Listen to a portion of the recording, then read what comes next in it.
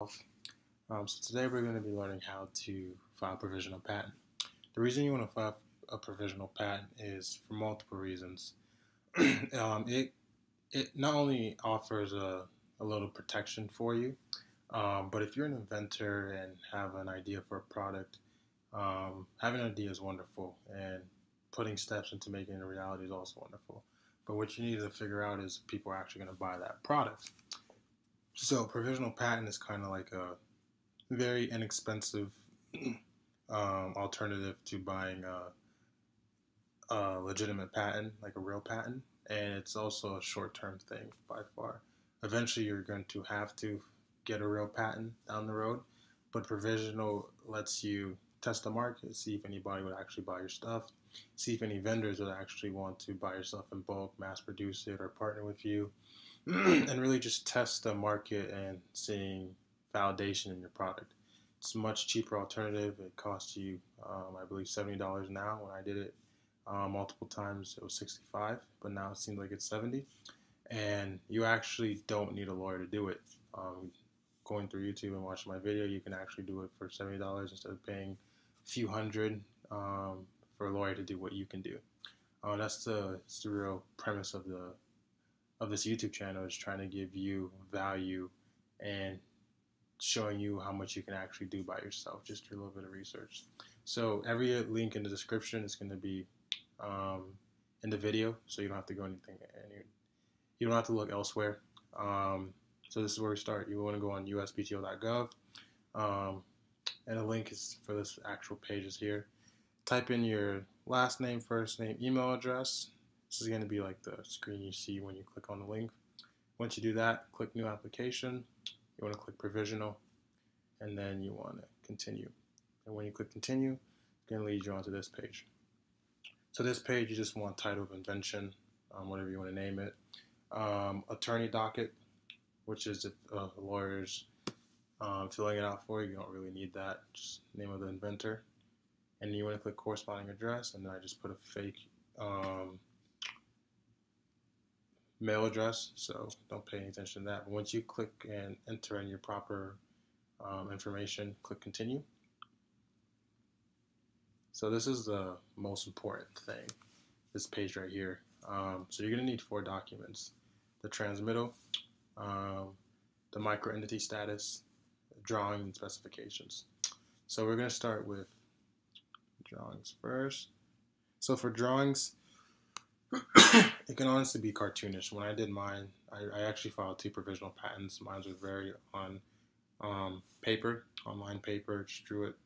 And the way you want to draw it, to be exact, is every time you make your drawing, try to label each part by number, and below the drawing itself, number each part that you listed and explain what it does, its function, things like that.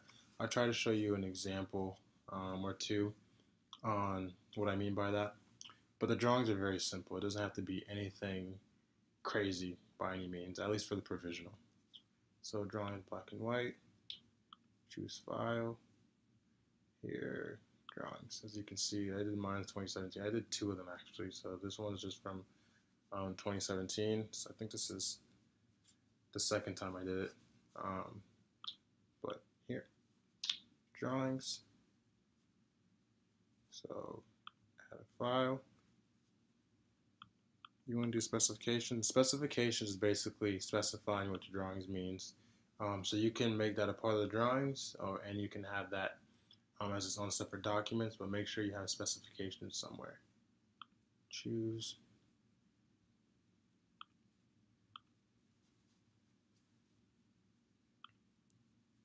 So, so this is the SB00158. This is the microentity status. This is the form you have to fill out to be eligible to pay that $70 fee. Basically what it means is if you make, I believe, under, at least last time I did it, is $150,000. If you make less than that, you're eligible to fill out this out, whether you're an individual or business owner. So very easy, simple.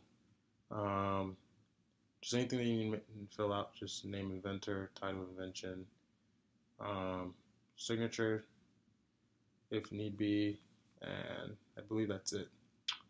Um, and anything that you don't think you would have, then you don't need to fill it out. If there's no way that you could have it, you don't need to fill it out.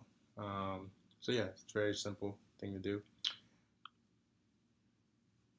So I'm going to upload this to micro entity status, gross income.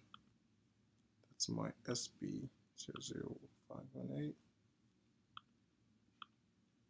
And then the last one is the transmittal new application. This is the SB0016.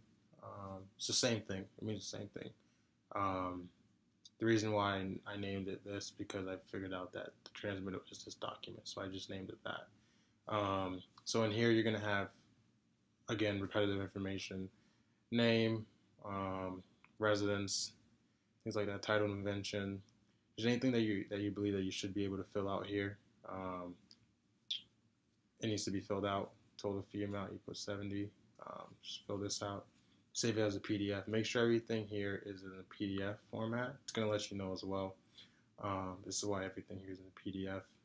And once you do all those documents, you fill them out properly to the best of your knowledge, you should be able to upload them. And don't worry if anything goes wrong. The way I filled mine out, it was anything I think I could actually answer. So if there's something that there's no way you could have the information to, then you probably don't even need to answer it yet.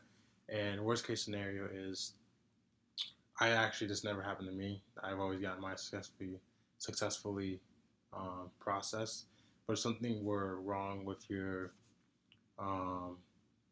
application, they would let you know and ask to clarify.